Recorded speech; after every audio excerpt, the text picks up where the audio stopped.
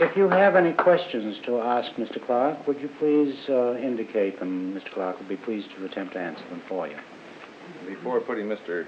Clarke back on, I want to thank him on behalf of MGM, and want to state unequivocally that MGM is not responsible for these sounds from outer space.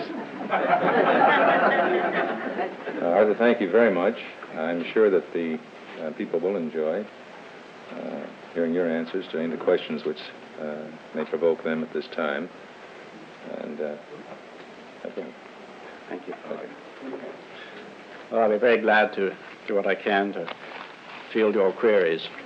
Yes, would you care to make one or two comments on the possibility of a relatively close extraterrestrial civilization giving us, say, millions of years of advanced technological knowledge in perhaps 100 years' time?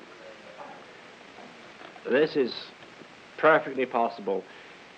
And in fact, even if we did not establish two-way communication, even if we only sort of picked up signals from space, suppose, in fact, well, here's an example.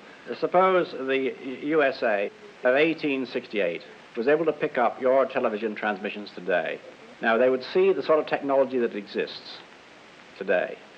They wouldn't know how it worked, but even seeing that, seeing automobiles, airplanes, and all these things, that would be half the battle. They would know these things could be done, and then they would be done. So even a one-way reception of this sort of material could have a revolutionary impact on our society. And of course, it could be too great a shock. This is what anthropologists call cultural shock. When one culture very much higher than another, when two cultures impinge, fatal conflict, and then it can be disastrous. This is why I think it's advisable to prepare as far as possible for this kind of thing, because I'm sure it is inevitable. When you say fatal conflict, sir, it would be, I would imagine that an intelligence that far in advance would understand the dangers of war or of intemperate diplomatic action or whatever between solar systems. You're quite right, of course. A really advanced culture would know about these dangers and would probably have been through this kind of thing many times and would know how to prevent this happening if it wished to. But it might not wish to. We don't know. They would regard us perhaps as a dangerous species of lower life to be... Henry the Flit. You know?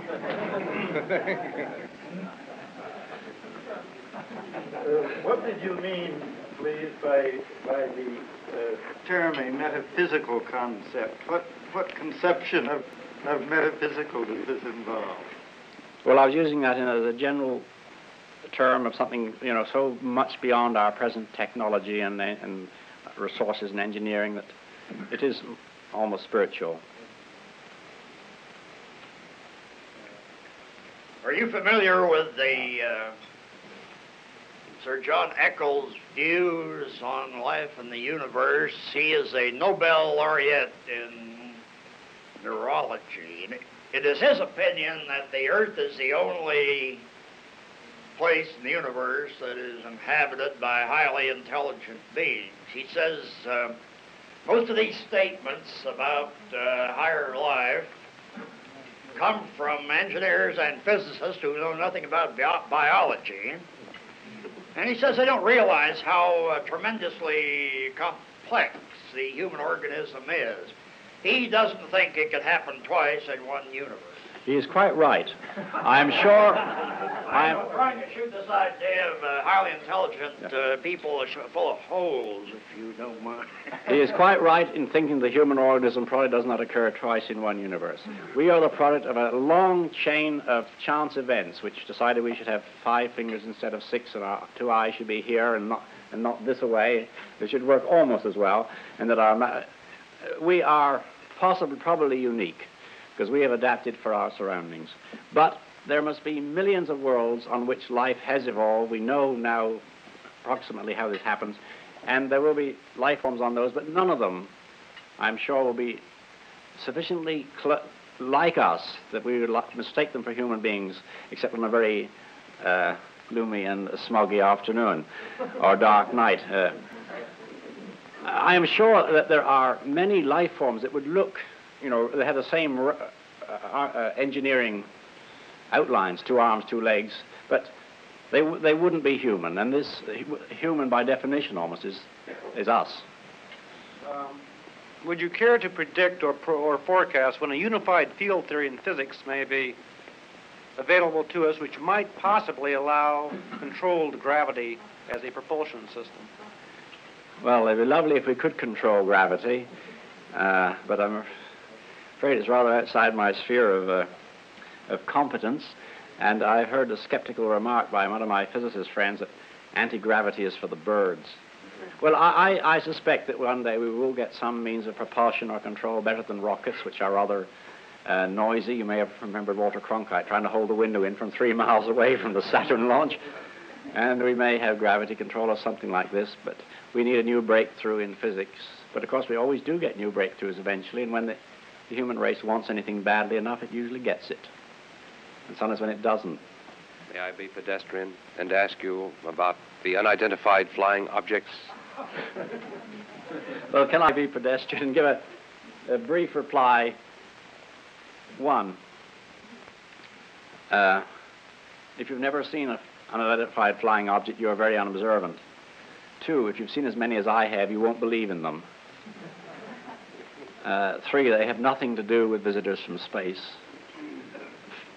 4, it is impossible to prove 3.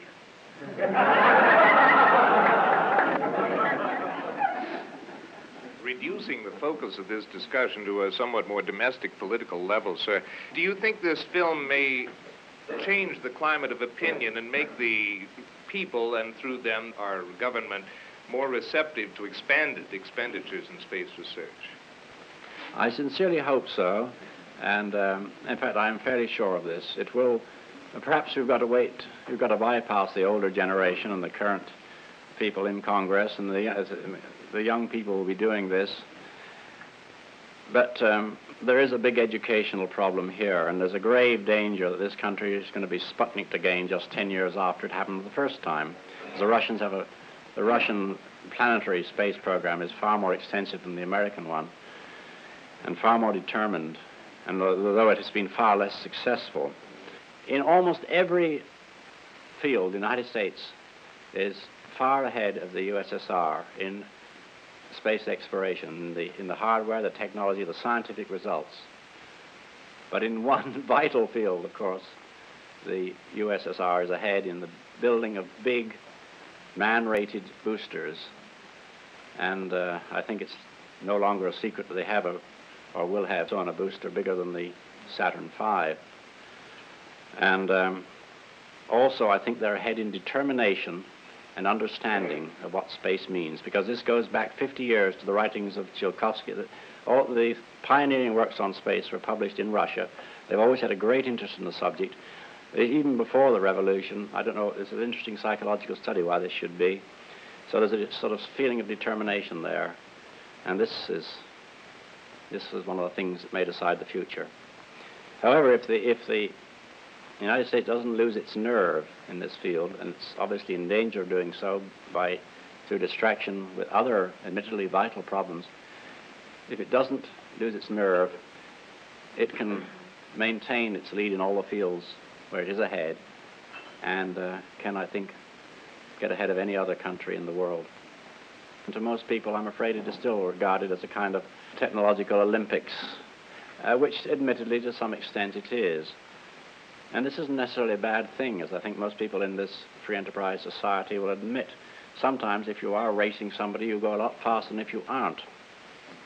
But there is a job of salesmanship to be done, and many of us are trying to do this. If I may work in another commercial, I've got a book on this subject called The Promise of Space coming out next month, and the Book of the Month Club are doing this. So I hope this will have a wide impact on the public to make them realize that the space has promise, tremendous promise.